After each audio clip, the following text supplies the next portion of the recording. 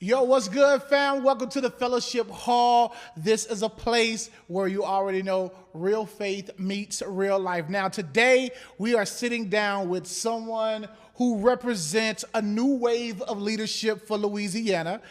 She's a young public servant who did not wait for tomorrow to start, but she stepped up and answered the call today. Her journey, her journey is rooted in service, built on faith, fueled by passion for people. In a world where politics can feel distant, she is live, up close, and personal. She's carrying the voice for her community to the Capitol, and she's carrying the weight of her generation's hopes and prayers. Ladies and gentlemen, welcome to the Fellowship Hall. My friend, a real friend, State Rep Joy Walters. What's happening? Not much. Glad to be here. Thank you for inviting me to the Fellowship Hall. Yes, listen, this is a place where we are relaxed, calm, just be yourself, okay? Okay. You know, this is a safe space. You know they got that favorite little colloquialism they use right now. We listen and we don't judge. Correct. Right? We always start off with this. How are you doing? Like, how are you really doing? I'm doing okay. Okay. I could be better, and I will be better. So this week, but really the last couple of weeks, I've been just going nonstop. But my goal is to make it to October and then to slow down. Okay. Because I really won't have a choice. We will go back to session. Okay. After the Supreme Court. They will hear this case. Is called Callis versus Louisiana, and then there's another case that they will hear as well. And what that will do with this rehearing, because they already heard it and issued a stay for the congressional maps, right? And then the Supreme Court says, oh, you know what, we're going to rehear this case. So that potentially is what is going to be used to undo the Voting Rights Act. Yes.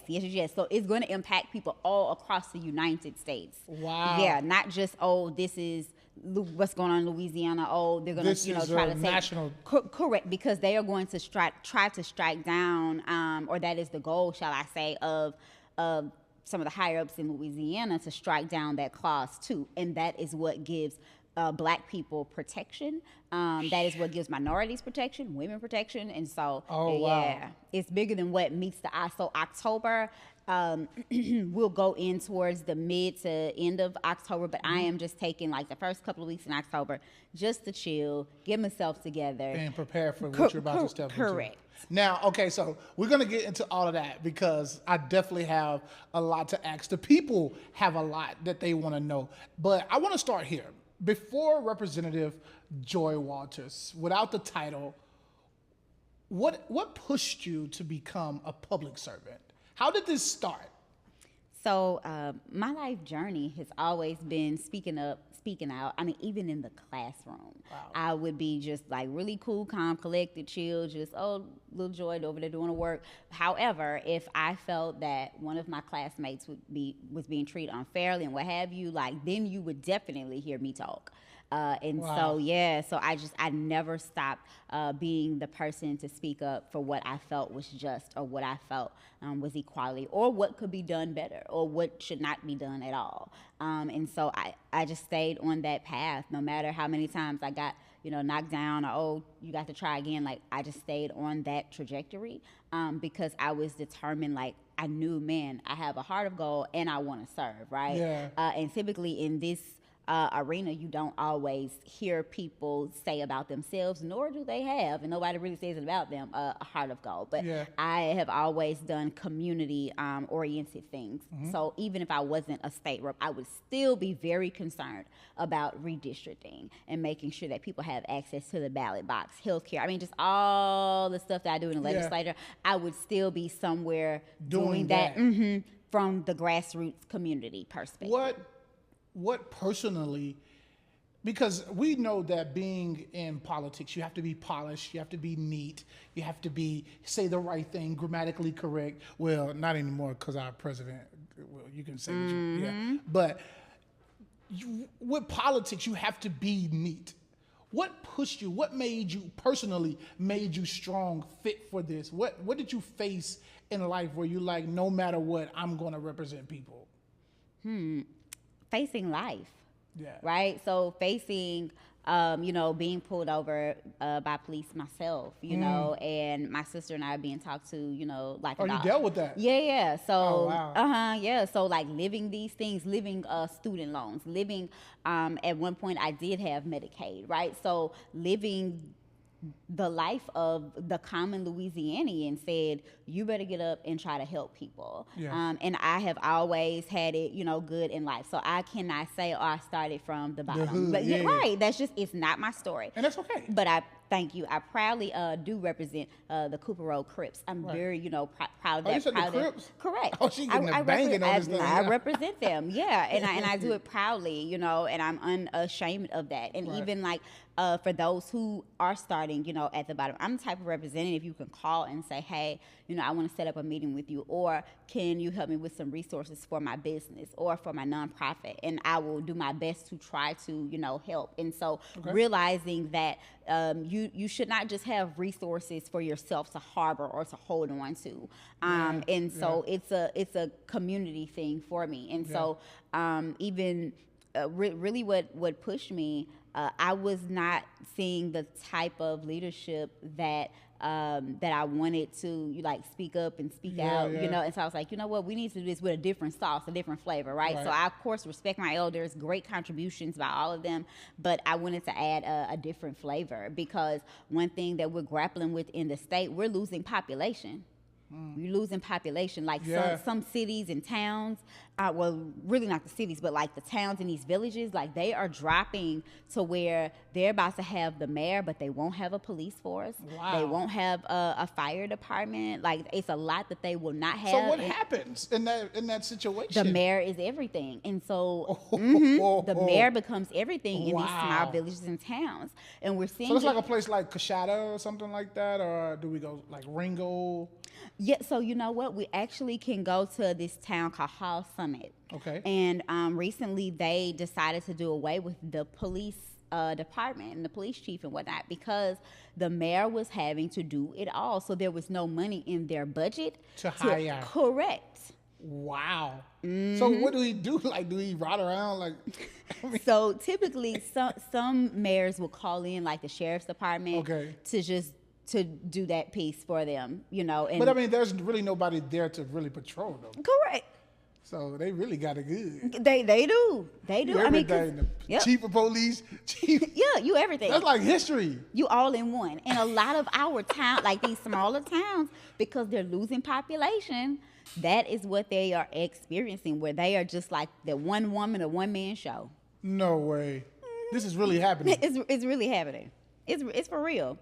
Wow. Now, okay, I'm excited, and I don't want to get ahead of myself because I have so many questions that I really want to sit down and talk about. But I really want to deal with your life because I want people to know who you are outside of work. What does this Joy say to the younger Joy if she can go back and speak with her? What do she say? Keep going. Keep going. And just never lose sight of who you are. And so I would tell myself those things because it was difficult to just to keep going, or even to try to see the light at the end of the tunnel for a life here, in Shreveport. Because a lot of what we see people say on Facebook, we know it's true. We probably experience some of those same things. However, it's like, what can I contribute to this to help us to become stronger, right? And so that's where I'm at now. But again, I would just tell myself, keep going. Don't get discouraged. Don't give up. Rest, chill, heal, but come back, even stronger. And we know that you have a very strong faith background, graduate of Evangel Christian School. Shout out to all of the Eagles. Then Wiley University now. Then Princeton Seminary. So we know that you stand on faith. Faith is something that you're fueled by. What scripture, what principle held you down when you had those moments where it was like, I am emotionally, spiritually drained in the trenches? Like, what scripture or principle did you use to get yourself out of that? So saying the Lord's Prayer. That it always helps to center me, and it always helps me to know that brighter days will be ahead. Because we have some very like difficult days. Of course, like when I was younger, having difficult days just because, you're adolescent, growing up, etc. Right. Or by the time you get to college, you just have a whole new, set of challenges. But even now in the Capitol, like I really just go back to the Our Father prayer, and do my meditation, my woosah, because because it's not always the glamorous photos that you see it. Oh, well, Joy's on the photo with this one, or Joy's on the photo with that one. It's a fight a lot of times. What do you think from the Our Father's prayer? Just a question, which we know you can do some exegesis because we know who you are, right? But what is it about the Our Father's prayer that grabs you back to like, okay, get it together? When it talks about forgiving others as the Lord forgives us, being forgiving, and being a person that does not easily forgive, that helps to. I do. It helps to Our Father. Our Father, which art in heaven. Yes, sir. It definitely helps just to remind me, like, hey, like you got to be forgiving, because you don't know why they are doing what they are doing. Now, I do want to know when you're going to do better. Yeah. However, I can still want to know when you are going to do better in a forgiving way. Okay. And so I just really try to bring that to the forefront, that forgiveness piece. Yeah, because that's pretty hard for you, huh? Is it now? Let's just say this. Do you think you deal with it forgiving better now? Just don't forget, or how does that go? Yeah. So I don't forget. Right, so I don't always operate like in revenge. Even I was just though, about to ask you, you want your live back? Okay. Yeah, you get your get back. So let me tell you, I try to not operate in revenge. I try to just remember and heal, like get to the point of forgiveness eventually, but just remember, heal, and then just move on. Because I think people sometimes think that forgiving is like forgetting. Mm-hmm. And I think and that's why it's hard for most people to forgive, because they feel like if they forgive, they got to forget.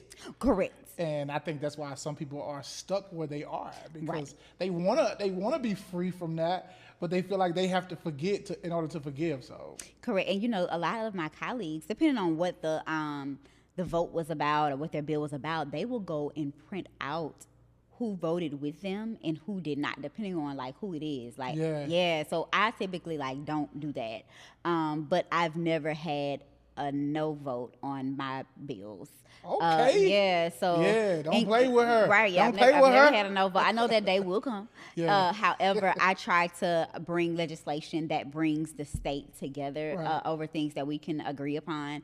However, because sometimes I want to do some controversial, and my mom that was too much. Ain't gonna get it. That's gonna get the nose. That's it. And so, in order to not bring those no's out, right? But eventually it has to come, though, right? Correct. That day like will you come. need to just harbor in all of the people that you can get right now. Then you start saying, "Bah," just start dropping bombs there, right? That's it. Let's talk about a state representative, because here's the truth: we don't know. Let's just be honest. We're ignorant to the fact of what the day-to-day is for a state representative. So if you had to explain your job to a teenage kid who's inquisitive about what's going on, how do you explain what a state representative does? Not just in the Capitol, but just every day. What does that look like? So it is serving the people, right? And so it's a lot like being a waitress. And the restaurant is always busy, and you get different personalities, and so, but you're always up on your feet, you're always running, you're always making sure that people are satisfied, but also that you articulate the menu correctly or what have you. So that is the life of a state representative. Wow. You are actually like taking orders at all times. Correct. Yeah. And you want to make sure that all of your constituents feel heard and seen. and a piece of legislation that I brought, the governor signed, and we're going to start actually having meetings. It's the Uterine Fibroids Commission. Okay. And one young lady, she wrote on my post, congratulations, thank you for this, and I feel seen. And so that just really, that really meant a lot to me. But a lot of people who suffer with fibroids, endometriosis, PCOS, those are all genealogical terms. So if you go to your OBGYN, you probably have heard those terms. I know men, y'all don't have that problem, but for the women, and in Louisiana, we have a high rate of women with all of those different elements. You know, you can just have one, possibly. You may have more than one of the genealogical conditions that I just named. It just kind of depends. But again, for her to say that, I feel seen. But it was a lot of interest around this commission, and so I'm like, it's going to absolutely, it's going to really get us farther along. And again, we want healthy women. We want healthier outcomes for women, their mothers, children, and so you have to tackle those things. And that's amazing, because most of the time you don't see those type of things being presented. It's other. Let's ask this question: have you ever seen something that come across your desk that needed to be voted on, that looked good, but your faith wouldn't allow you to do it? Is that something that ever just like, this is good, but it's just something in my heart is saying no?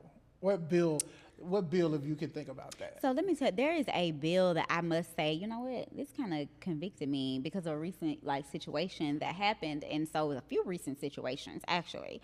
So there was a bill by Representative Pat Moore. She's my colleague from Monroe. Okay. She brought a bill concerning when people intentionally infect someone with HIV or AIDS. And right now we are seeing it play out that they are looking for a student, law enforcement, they're looking for a college student from North Louisiana who infected a 4-year-old. And then there is a gentleman out of South Louisiana caught up. In fact, I think the little girl was 9 years old. So now we are seeing it. Now, there are different things that are on the books already, but I just believe, man, we should have worked with her more. Yes. I serve on the HIV and AIDS Yeah, I hear you commission. talk about that. And I serve on that commission, and so the commission was like, no. So the commission didn't like the bill because of destigmatizing the HIV and AIDS, just the terminology itself and what all our different thoughts could be. And so a lot of bills that you see really knocked down because of the terminology. Is that? So terminology can change a bill, right? So with her bill, we just needed to work with her more. The commission, I told them like, this isn't a bad bill, I say, but the way that it's written, of course, like spouses could go and file lawsuit on the other spouse. So it could get messy. It could get messy. Okay. Now, thank you for letting us know. Because it's like, you get mad at me and you just gonna say, well, you gave me AIDS. Right. So we gotta work with it. You knew I had this, baby. But we gotta work with it. Right. Because there is a place for it. That bill, but I was just like, man. What are the stats like for HIV/AIDS in Louisiana? So Caddo Parish, East Baton Rouge Parish, and Caddo Parish, like you saying, are these like the orders of which is the highest?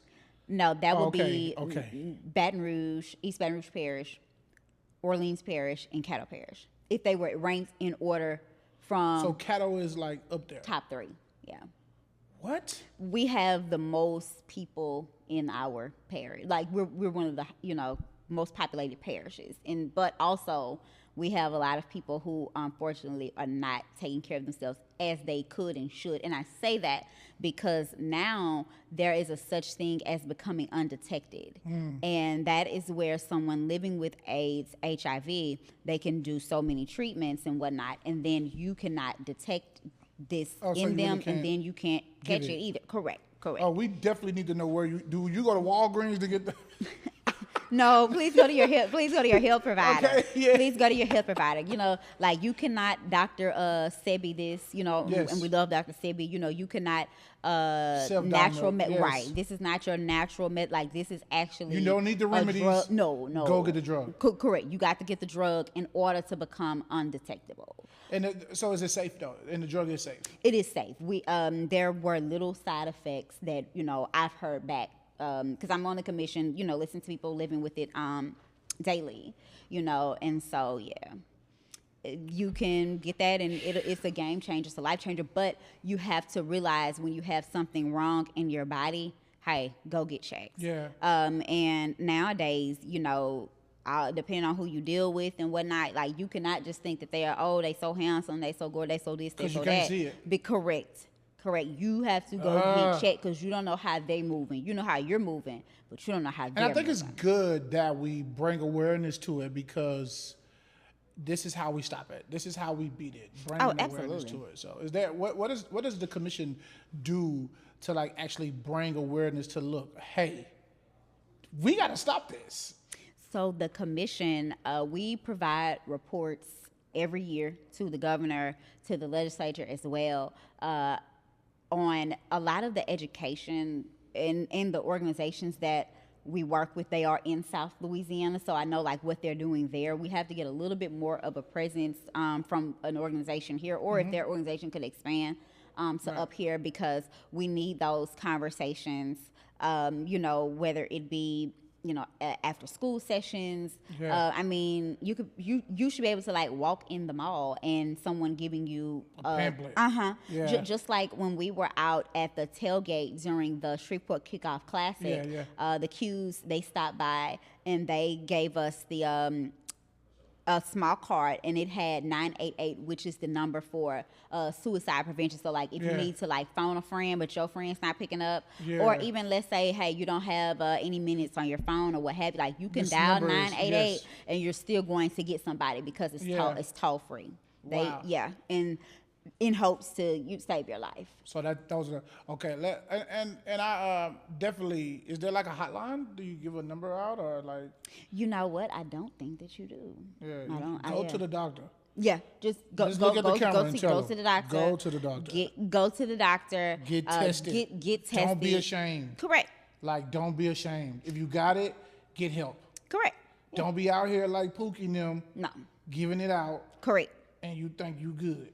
Correct. And after you go and get the test from your physician, if it comes back and you do have something that is incurable, go get some mental health help. And I think that is also where the breakdown lies as well. Go get you some mental health I'm going to tell you help. what it is, though. I'm going to tell you what it is. What it is. I'm going to tell you what What it I ain't is. got it, but let me say this. You don't want to make them calls. It's them calls that you got to make like, hey, I'm sorry, but that's really... Yeah. Or the health ward will call people as well. Because they ask you like... Correct. Who have you been with in the last... Like, they get all in your business because they are hoping to put Stop it. Yep. And so my. they have to notify the person if they're of age. They have to try to get in contact with you. Yeah. Whew. Okay, let's switch lanes because this is getting real scary out here. So let's switch the lanes. Okay. People are leaving Louisiana, Shreveport in droves.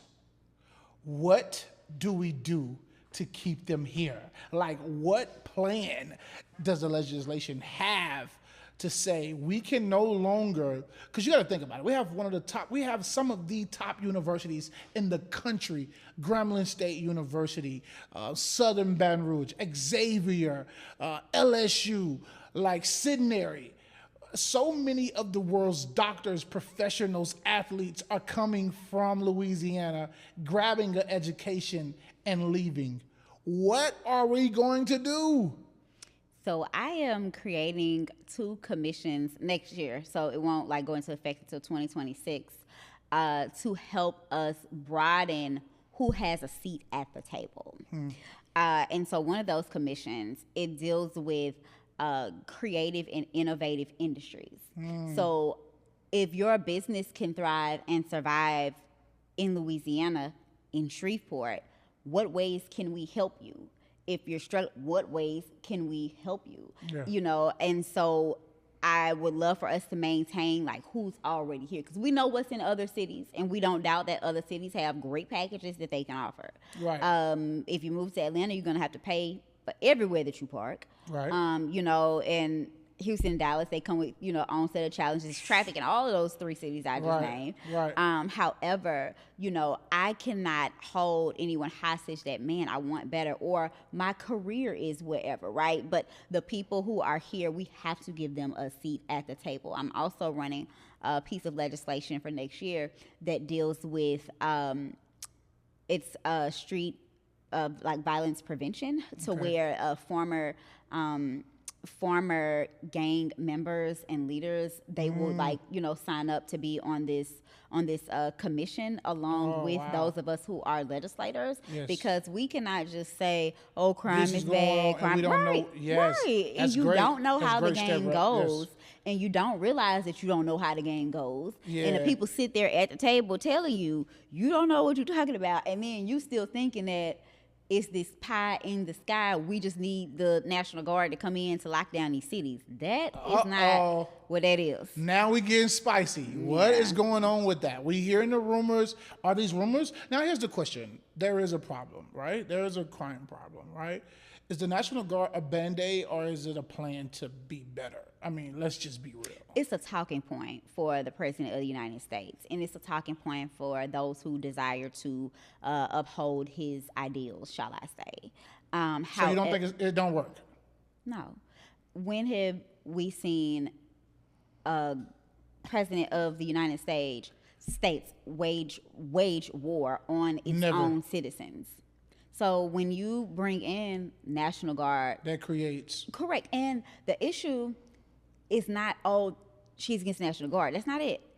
We are not having a crisis, right? So that is what the National Guard does when there is disaster, when there is famine. I mean, just a number of other things, turmoil, and what have you. Just national disasters, right? crisis, yes. Like they have a very set guideline that they follow, and so they don't even operate like law day to day. Right, they're not enforcing. They're not law enforcement, right? And so, you know, that is where I'm like, okay, so what are we doing?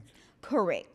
So we got to just stop the talking point. And I have never seen such a level of resistance. I'm so proud of the labor workers in Chicago. They lined up the ice trucks, and it's not even snowing outside, and they blocked the entry paths into their city to say, hey, you can't come here. And I love that level of resistance. Yeah. You know, because it shows that you care about the people. So are they coming to Shreveport? Is the National Guards coming to Shreveport?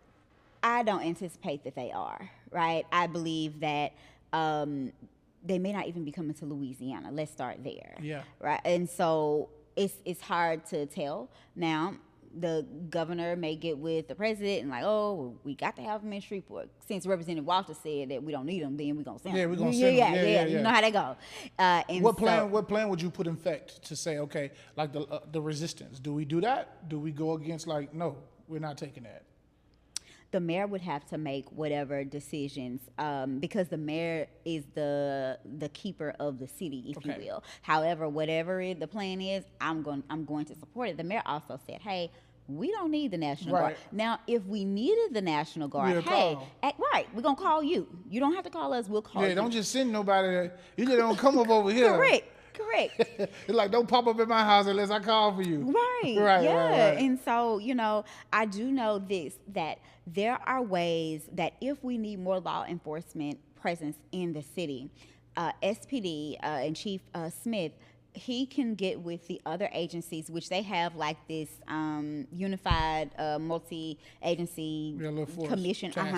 Yeah, so like they can request services of other agencies, right? And so we don't have to have. I don't think we're there though. I mean, it's bad, but it's not. I don't think we're there. I don't think we're there either. I think you talked about it. I think you talked about, you know, I think I see you in an interview where we need the jobs. We need jobs. We need careers. Like I mean, I gotta rob. Okay, not me, but it's like it's almost like I gotta do something because I'm not. Right. I'm not able to make ends meet. I can't. I'm And taking then- 3, 4 jobs. I'm frustrated. Like, so what do we do? Like, I mean, I'm asking, like, this is a serious question because so many people, we have this question because you got to think about it. When we were coming up, we seen General Motors, we seen Correct. Libby Glass, and like all these big companies that house thousands of people to work there. Where are those jobs? Why are they leaving? Like, what happened, State Rep? Like, what's going on? Yeah, so when GM left, that was a political move out of South Louisiana. Didn't have anything to do with us, unfortunately. However, I will say that we have to be intentional about how we market our city, how we talk about our city, how we discuss our city Yeah. as elected officials, but even down to those of us, just everyday citizens. Yeah. And so people will want to come where they feel like, man, I can thrive there. Yeah, I yeah. can, do more than survive there. Right. Now we are raising generations of people who are growing up saying, I hate Shreveport. Yeah. And they are saying that because they're watching their loved ones, homes be broken into. Right. They're watching siblings, cousins, etc. pass away. It's a lot of pain and strife. Right. And so, again, we have people here who are willing to work. We have to, we have groups like NLEP, Northwest Louisiana Economic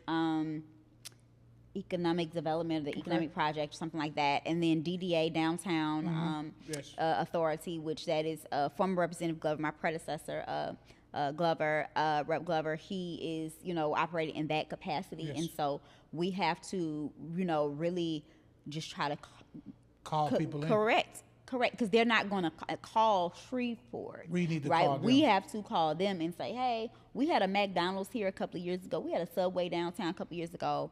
Would you? How do we get that back?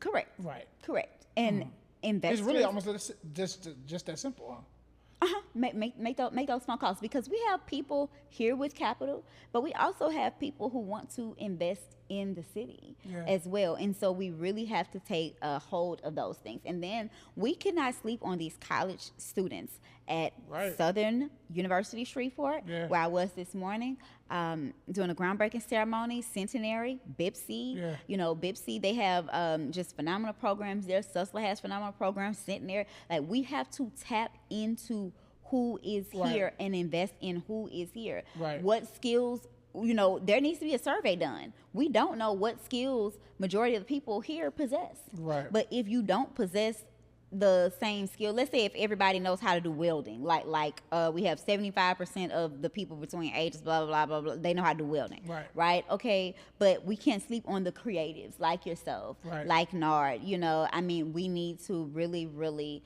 emphasize that, hey, we have space for, your project here. We have space for, your movie, for your podcast, for your whatever it is that you're trying to do.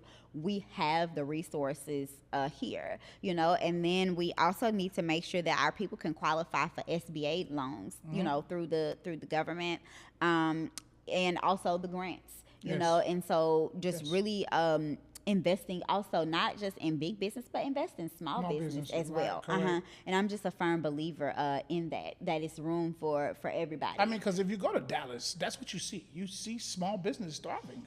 Correct. I mean, True Kitchen. I mean, all of the restaurants that we go to that we love, the aesthetics are beautiful. Those aren't major restaurants. Those are mom and pops that the city of Dallas has, listen, we're going to give you this. And because here's the truth. That's what we see when we see 50 Cent coming into town. We see 50 Cent being able to get stuff that has been there for years and nobody's like, how did he get it? So our question is, what this whole 50 Cent deal, like, is this real, or is this just investors just coming in and taking over our town? So I'll say this. I want to continue to believe that it's real. I've seen, just the framework, and I'm under NDA, so I'll just be quick with it. But, I've seen, the framework, the layout. Now I'm just in the phase of show me. I need to see it. Yeah. I need to see it. So,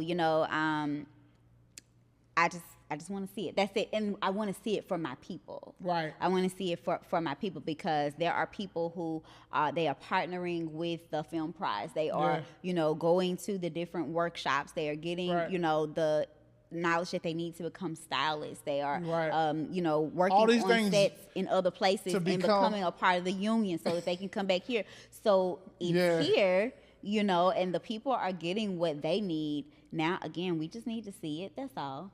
Okay. I think that the G-Dome, hey, the Yeah. state, we're helping to build the G-Dome. It's gonna be wonderful, but we just need to ultimately see it. And the best way that we can see it is also not just movement as far as contractors turning Right. dirt for buildings, Yeah, building this, building that. Like we want our people here. Yeah, we need our to actually, contractors. Yes. Yep. Yes. And so that is, just my personal, doubt. desire. And so, yeah, like we were just sitting here. 50 Cent said, "Hey, I gotta come to Shreveport," and so I'm still excited. I'm still I'm hopeful. definitely excited. And I Yeah. think that's what it is. I think it's a hope. Right. We just want to make sure that because some call him the savior of Shreveport, right? Like he's coming to save Mm-hmm. us. But then you do have some that's like, And that's because we've been disappointed as a city so many times. Exactly. This was supposed to come, that was supposed to come, Yeah. it didn't happen, and why? Yeah. So I do think that they have valid feelings because of seeing and witnessing the disappointment. Right. However, there's always another side to where, it's going to happen. And then what happens, worst case scenario, if it doesn't happen, okay? Well, there are other film industry people Right, out there who yes. definitely can Because we've had put this an eye before, on right? Shreveport. We've had Correct. this before. We've had this before. Yeah, so I think it's just a bigger name, and he's putting a lot of emphasis on it. And all roads lead to Shreveport, so I think everybody's just excited because I feel like those opportunities are going to come. So, let's just keep hope alive. That's right.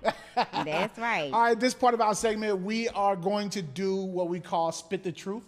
Okay. I ask, you answer. You can't think about it. Just answer the questions. If you got to think about it, it's okay.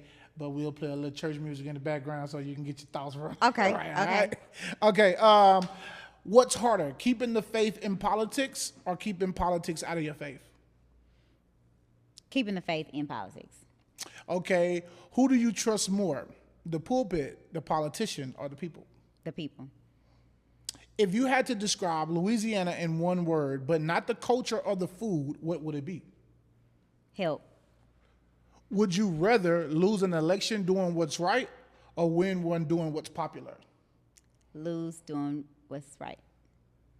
What's one thing Baton Rouge still don't understand about Shreveport? We Gucci up here. Did y'all hear? Okay. When the camera's off, what's the hardest part of carrying your title? Getting rest. What's the last thing that made you laugh out loud? I've been laughing this whole time, so probably something that you just said. Our Father. Right, the Lord's Prayer. Okay. Who is your biggest inspiration right now? Jasmine Crockett comes from Jasmine Crockett. Ooh, she killing. She is. Stay rep. I'm gonna say this publicly. I actually just told Nord this before you got here. Shout out to T Vocals. Shout out to Nord Multimedia Group. You turn it up. I literally see it. I see it. Like, I'm being honest, because I know you. We've been around each other, and I don't know if someone whispered in your ear, but I seen you turn. I seen you turn like, you know what? Because here's the truth. You grew up around, I've asked like, man, why she gotta have that fire? And then all of a sudden it's just like, you turn. So I'm excited for you. Thank you. When you had the tailgate, I was like, oh, sis lit. I was like, sis lit, you up. Then we had the ceremony at Sam's Town, and I'm seeing you move around. I'm like, okay, where did this come from? Where does this spark come from? This energy? Because it's like a big energy bar right now. Yeah. So desiring to change Shreveport in the ways that I know how and that I have access to. Yeah. And then just not apologizing for, who I am, what I'm going to do, what I'm not going to do. Right. And then my mom, she will let me know, like, you don't always have to let them know. I say, but I do. Yeah. And so, like, really, just letting her know, hey, I'm going to be all right. Or you going to be all right, And so, but she comes from that generation. They're just, a little bit milder in some ways. But the generation right before my mom is the civil rights generation. And so they gonna let you know. And so I'm still with the gonna let you know. So, No, we see it. Like, I'm happy for you. You're looking you. good. Thank you you. out here shining. Okay. I'm gonna ask you some more questions and then I'm gonna let you go, okay? What is the biggest mistake our generation cannot afford to repeat?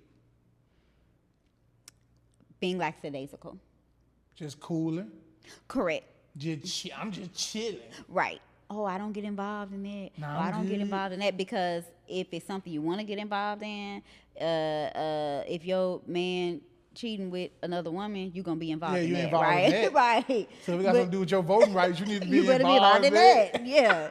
And, yeah, let them know. Right. So, All right, it's about to get real tight in here. I know it is. I'm about to ask some good questions, and I need to know how you feel. Gumbo or crawfish ball? Gumbo. Saints or Cowboys? Saints. Zydeco or bounce? Zydeco. If you could snap your fingers and change one thing in Louisiana tomorrow, education, crime, economy, which one do you choose and why? I would choose the economy because once you have a thriving economy, a robust economy, then you don't have to worry about your population because people are going to gravitate towards where you are. Your education is going to be better because the professors, the teachers are making more correct. Yeah. And so just like I had the news article that KSLA put out on me and KTAL has me on their TV show today, hey, it's about the money right now. Correct. It's not about anything. It is about the money. Yeah. Okay. Finish the sentence. The people of Louisiana deserve money. All right. We got the director behind the camera. I got one more question for the Spit the Truth, and we're done. Okay. Are you single? Yes. Are you looking? No. Are the doors open? No. Lock the doors. Yeah. Ladies and gentlemen, State Representative has been hanging out in the fellowship hall with us. Keep doing what you're doing. We appreciate you. We got your back. Shout out to District 4. That's your district. Foes up. We here for you. Whatever you need, you can call me. I'm in these streets with you. I know, and I appreciate that. Ladies and gentlemen, it's the fellowship hall. State Representative Joy Walters. We out. Peace.